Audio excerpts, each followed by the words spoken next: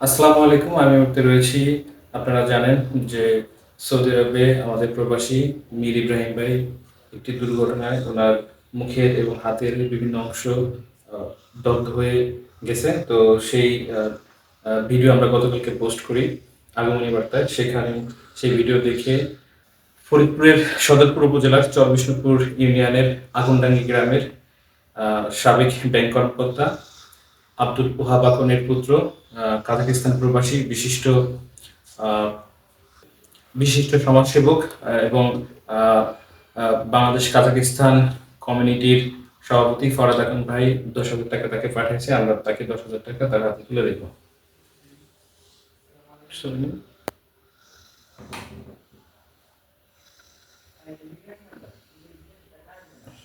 তো ভাই যদি ফরাদ আকন ভাইয়ের ব্যাপারে কিছু বলতেন যে অনুদান পাঠিয়েছেন। ভাই আমার পাশে দাঁড়াইছেন ভাই, এজন্য আপনারে ধন্যবাদ দিলে বেশি হয়ে যাবে। অনেকে আমার পাশে দাঁড়াইছেন, সবারই আমি ধন্যবাদ দিতে চাই।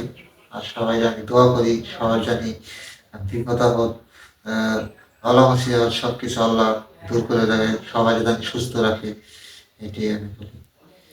তো আপনারা জানেন যে আমাদের মীর ইব্রাহিম ভাইয়ের আসলে অনেক টাকার প্রয়োজন তার চিকিৎসার জন্য।